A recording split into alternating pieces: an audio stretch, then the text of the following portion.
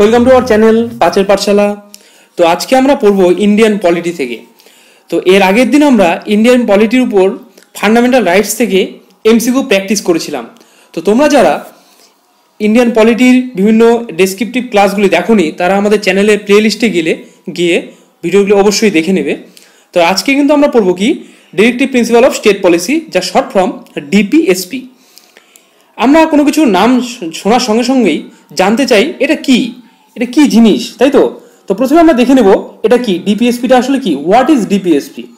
দেখো কি আছে, DPSP denotes the ideals that the state should keep in mind while formulating policies and enacting laws। ঠিক আছে, দেখো এই যে বলছে দ্য স্টেটসটা কি, স্টেটে দেখো সেন্ট্রাল গভর্নমেন্ট বা পার্লামেন্ট হতে পারে, গভর্নমেন্ট বডিজ হতে পারে বা মিনিস্ট্রি হতে পারে, যাদের ল করার ক্ষমতা আছে। এদের ডিপিএসপিকে মনে রাখতে হবে। আর নেক্সট দেখো কি, ফর্মুলেটিং পলিসিস কার আছে, পলিসি ফর্মুলেট করার ক্ষমতা কার আছে, এক্সিকিউটিভ বা মিনিস্টার, যে কিনা পার্ট অফ পার্লামেন্ট বা লেজিসলেটিভ অ্যাসেম্বলিও হয়, তাই তো। নেক্সট দেখো এনাক্টিং ল এনাক্ট করার ক্ষমতা কার আছে, লেজিসলেটিভ বা এমএলএ বা এমপি, তাই তো। এরপর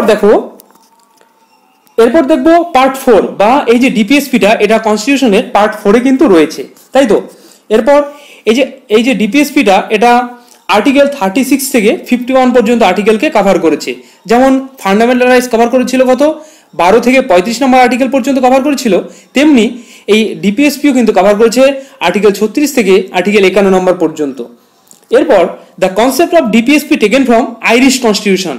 এই যে কনসেপ্টটা, ডিপিএসপির যে কনসেপ্টটা, এটা নেওয়া হচ্ছে কোথা থেকে, আইরিশ কনস্টিটিউশন থেকে কিন্তু নেওয়া হয়েছে।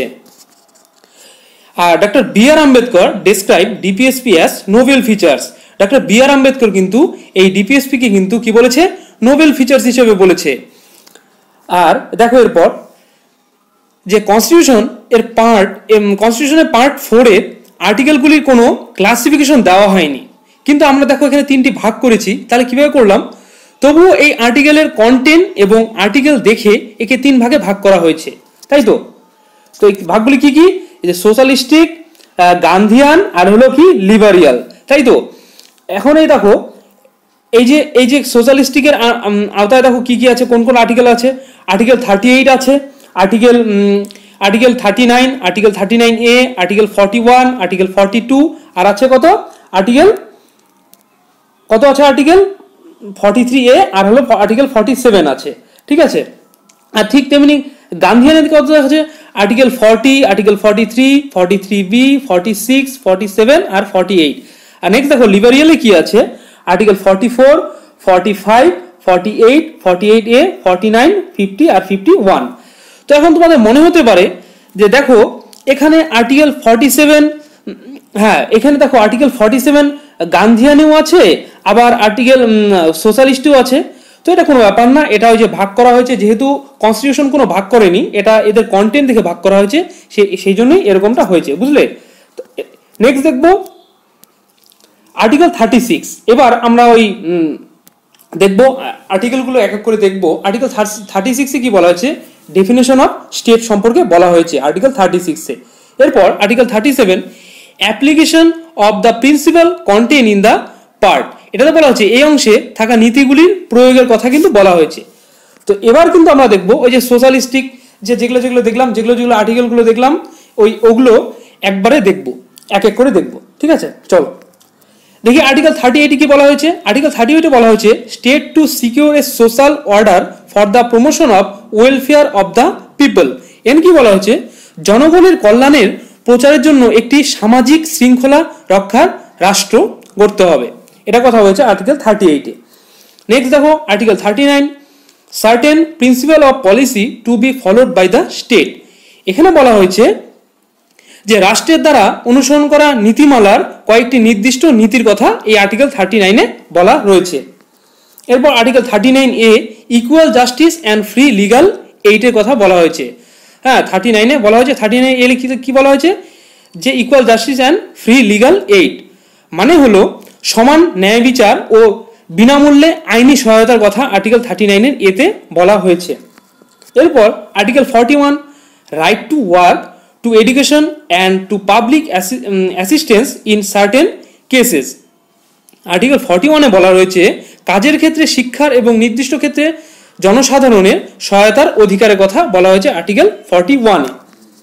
নেক্সট আর্টিকেল 42, এটাও হলো ওই সোশ্যালিস্টিকের মধ্যেই। তো আর্টিকেল 42-তে দেখো কি বলা হয়েছে, provision for just and human condition of work and maternity relief.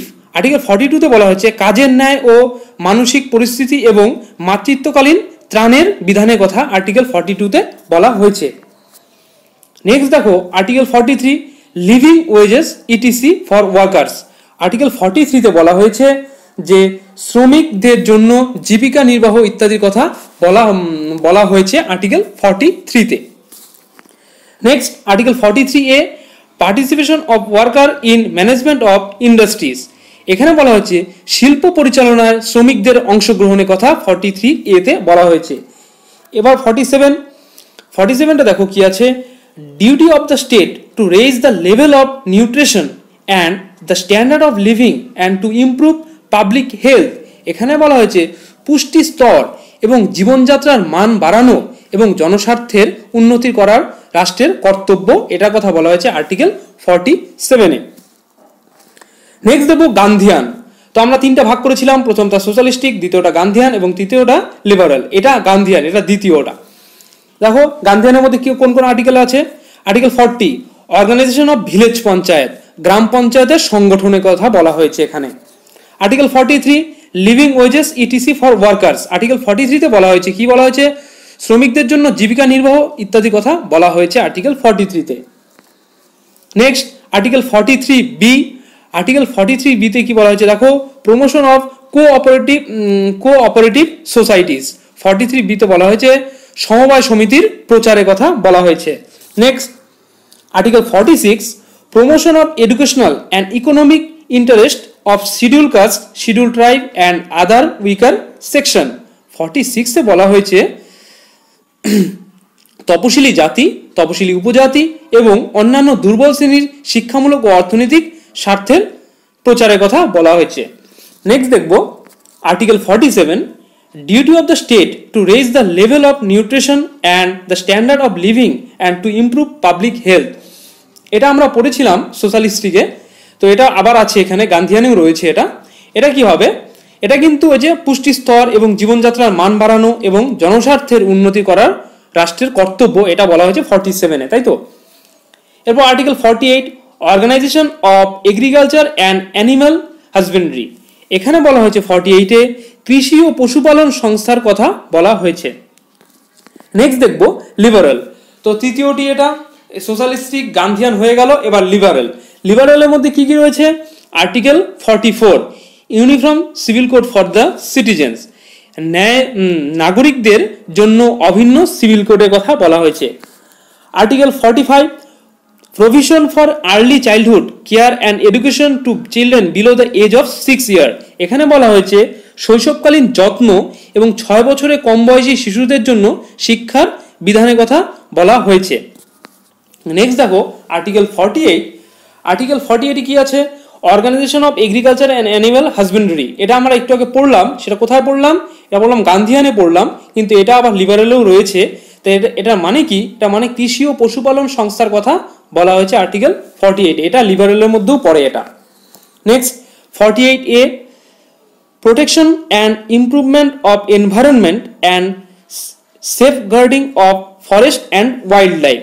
এখানে বলা হয়েছে দেখো পরিবেশ রক্ষা উন্নতি বনজীবন সংরক্ষণের কথা বলা হয়েছে আর্টিকেল 48A-তে।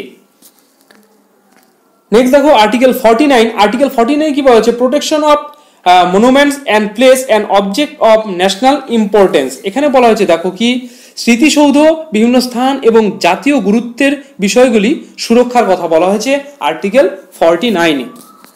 নেক্সট দেখো article 50, separation of judiciary from executive. এখানে এক্সিকিউটিভ থেকে জুডিশিয়ারিকে সেপারেট করার কথা বলা হয়েছে আর্টিকেল 50-তে। নেক্সট এবং last article 51, promotion of international piece and security, আন্তর্জাতিক শান্তি ও সুরক্ষা প্রচারের কথা বলা হয়েছে আর্টিকেল 51-এ।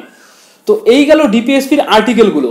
এবার আমরা দেখব ডিপিএসপির যে অ্যামেন্ডমেন্টগুলো হয়েছে সেই অ্যামেন্ডমেন্টগুলো দেখব। দেখো ফার্স্ট অ্যামেন্ডমেন্ট কবে হয়েছিল ডিপিএসপির? এটা 42nd অ্যামেন্ডমেন্ট 1976। এটা দেখো আর্টিকেল 39 অ্যাডপ্ট করা হয়েছে, 39A, 43A আর আর্টিকেল 48A এগুলো অ্যাডপ্ট করা হয়েছে। এরপর সেকেন্ড যে অ্যামেন্ডমেন্ট হয়েছিল সেটা কবে হয়েছিল? 44th অ্যামেন্ডমেন্ট, এটা হয়েছিল 1978-এ। এতে শুধু কিন্তু একটাই আর্টিকেল অ্যাডপ্ট করা হয়েছে, সেটা হলো আর্টিকেল 38। নেক্সট থার্ড যে অ্যামেন্ডমেন্টটা হয়েছিল, থার্ড অ্যামেন্ডমেন্টে 86th অ্যামেন্ডমেন্ট, ওটা ছিল 86th অ্যামেন্ডমেন্ট। এটা কবে হয়েছিল? 2002 সালে। 2002 সালে হয়েছিল। এতে কি করা হয়েছিল? আর্টিকেল 45-কে অ্যাড করা হয়েছিল। নেক্সট দেখো যে লাস্ট অ্যামেন্ডমেন্টটা, এটা ফোর্থ অ্যামেন্ডমেন্ট বা 97th অ্যামেন্ডমেন্ট। এটা হয়েছিল 97th অ্যামেন্ডমেন্টে। এটা কবে হয়েছিল? সালটা হলো 2011 সাল। এই 2011 সালে আর্টিকেল 43B-কে অ্যাডপ্ট করা হয়েছিল। ঠিক আছে, তো এই পর্যন্তই। ভিডিওটি কেমন লাগলো অবশ্যই কমেন্ট সেকশনে জানাবে। তো ভিডিও যদি কোথাও বুঝতে অসুবিধা হয় বা কোথাও কোনো লাইন বা কোনো কিছু সম্পর্কে কোয়ারি থাকে, তাও কমেন্ট সেকশনে জানাবে, আমরা অবশ্যই তার সলভ করে দেবো। ভিডিওটি ভালো লাগলে লাইক করবে, শেয়ার করবে, আর যাদের প্রয়োজন তাদের কাছে পৌঁছে দেবে। ভিডিওটি শেষ পর্যন্ত দেখার জন্য ধন্যবাদ। দেখা হচ্ছে পরবর্তী ক্লাসে কোনো এক নতুন টপিক নিয়ে।